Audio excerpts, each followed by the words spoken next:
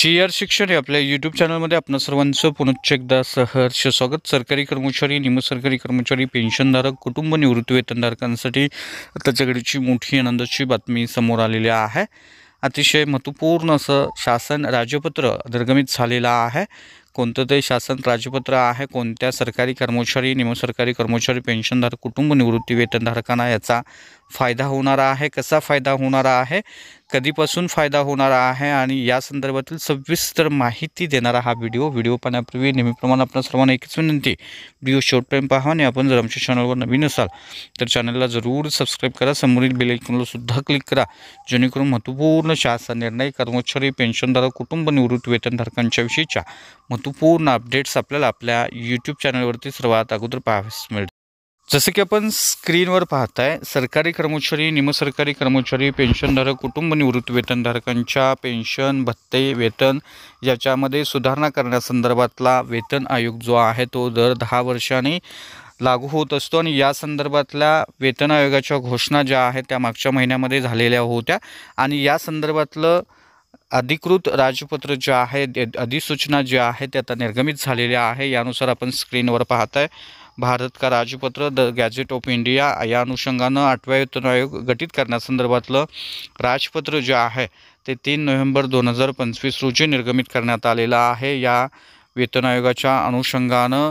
जे वेतन आयोगाचे अध्यक्ष जे असणार आहेत त्या श्रीमती न्यायमूर्ती रंजना प्रकाश देसाई असणार आहेत, सदस्य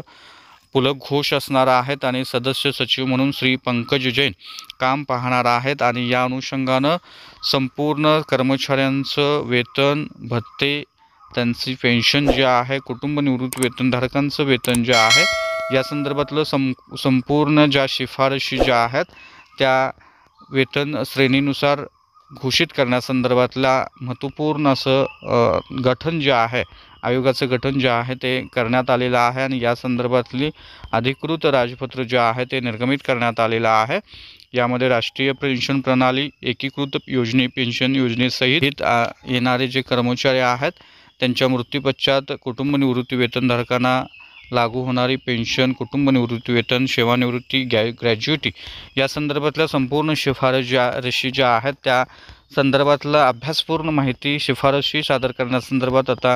या समितीला 18 महिन्याचा कालावधी देण्यात आलेला आहे आणि या 18 महिन्यांच्यामध्ये संपूर्ण विभागातील सरकारी कर्मचारी, अधिकारी,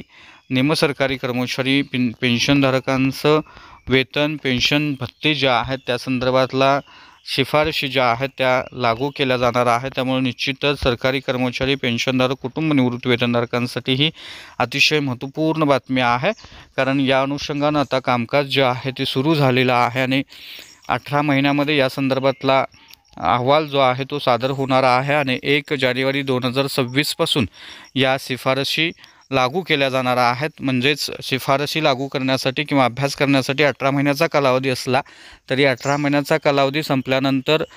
18वा वेतन जो आहे तो आयोग जो आहे तो 1 जानेवारी 2026 पासूनच लागू होणार आहे। त्यामुळे निश्चितच सरकारी कर्मचारी, निमसरकारी कर्मचारी, पेन्शनधारकांसाठी ही आनंदाची बातमी आहे। पाठोपाठ राज्यातील राज्य सरकारी कर्मचाऱ्यांना सुद्धा केंद्रीय सरकारी कर्मचाऱ्यांच्या संदर्भातला हा 8वा वेतन आयोग लागू झाल्यानंतर राज्यातील सरकारी कर्मचारी, पेन्शनधारकांना सुद्धा या शिफारशी लागू होणार आहे। त्यामुळे निश्चितच येत्या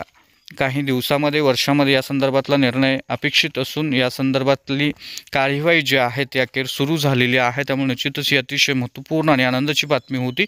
या संदर्भातल्या संपूर्ण माहिती, बातम्या, अपडेट्स ज्या आहेत त्या आपल्याला आपल्या यूट्यूब चॅनलमार्फत वेळोवेळी दिल्या जाणार आहेत आणि या संदर्भातल्या माहिती मिळण्यासाठी नक्की चॅनलला सबस्क्राईब करा, व्हिडिओ आवडल्यास लाईक करा, आपल्या मित्रपरिवारांच्यामध्ये, सरकारी कर्मचाऱ्यांच्यामध्ये